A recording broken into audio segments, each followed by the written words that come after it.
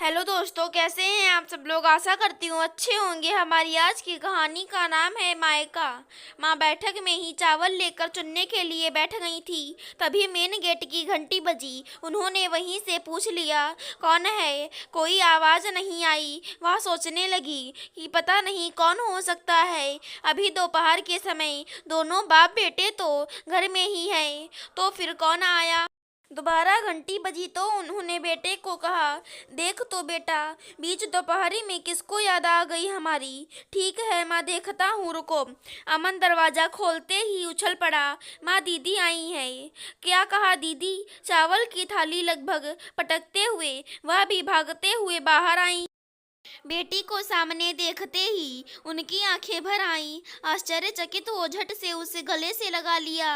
बोली, बेटा, ना कोई सूचना, ना कोई खबर। अचानक यहाँ माँ किसी अनहोनी से डर गई थी। 1 महीना पहले ही उन्होंने बड़ी धूमधाम से अपनी औकात के अनुसार बेटी की शादी की थी। दामाद जी बड़े भले मिले थे। खुलकर दहेज तो नहीं मांगा था, पर बिना कुछ मांगे ही सब कुछ देने की कोशिश की गई थी। सारी शर्तें पूरी की गई थी, बस एक छोड़कर। ससुराल वालों को बेटी की नौकरी से एलर्जी थी। उनको घरेलू बहू चाहिए थी, पर बेटी को एक शर्त मंजूर नहीं थी। उसका कहना था कि चाहे शादी हो या ना हो, वह नौकरी नहीं छोड़ सकती है। बहुत मेहनत से उसने बैंक की नौकरी हासिल की थी। हालांकि बाद में दामाद जी मान गए थे। उन्होंने आश्वासन दिया था कि समझा लेंगे परिवार वालों को। फिर जाकर बेटी तैयार हुई थी शादी के लिए। कहीं कोई बात तो नहीं हुई नौकरी को लेकर। यही सब सोचते हुए माँ अपने माथे पर आए पसीने को पोंछती हुई सामने बेटी को खाली हाथ देखा तो एकदम से डरते डरते पूछ लिया, बेटा, दामाद जी नहीं आए। तेरे साथ कोई सामान नहीं है, बिना बताए आ गई। किसी ने कुछ कहा तुमसे। अरे माँ मेरी, नहीं आ सकती क्या। किसी से क्यों पूछूं, मेरा घर है। मैं ऑफिस से सीधे यही आ रही हूँ। तुम मुझे अंदर भी आने दोगी कि नहीं। अपने घर में पूछ कर आऊँगी क्या। ऐसी बात नहीं है बेटा, आ तू अंदर बैठ। यहाँ मैं पानी लेकर आती हूँ। माँ, मैं मेहमान हूँ क्या, जो तुम ऐसे कर रही हो। पापा की तबीयत कैसी है। ठीक है, तू बैठ, मैं पापा को बुलाती हूँ। नहीं, रहने दो, मैं जा रही हूँ पापा से मिलने उनके कमरे में। नहीं नहीं, तू रुक जा, तुझे अचानक देखकर घबरा जाएंगे। बीमार आदमी है।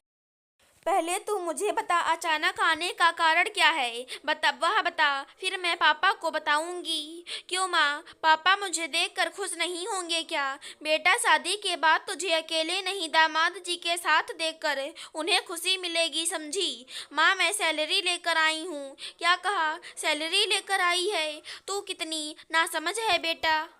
मुझे कुछ नहीं समझना। आज मुझे मेरी सैलरी मिली और मैं सीधा ऑफिस से अपने घर आ गई। हमें दान देने के लिए आई है ना बेटा। अपने पापा को अपनी ही नज़रों में दीन मत बनाओ। उसने पीछे मुड़कर देखा। पापा सीढ़ियों से नीचे उतर रहे थे। वह दौड़कर अपने पापा से लिपट गई। पापा की आंखें भर गई थी। तुझ पे हमारा अधिकार था, तेरा सब हमारा था, लेकिन शादी की रीत में मैंने तुझे दामाद जी के हाथों में सौंप दिया है। तुझ पर अब सिर्फ उनका अधिकार है। तुझे उनकी हाथों में देकर हम पहले ही गरीब हो चुके हैं, इसलिए तेरी दी हुई हर चीज़ हमारे लिए दान ही तो होगी ना। पापा, आपने मुझे पल में पराया कर दिया।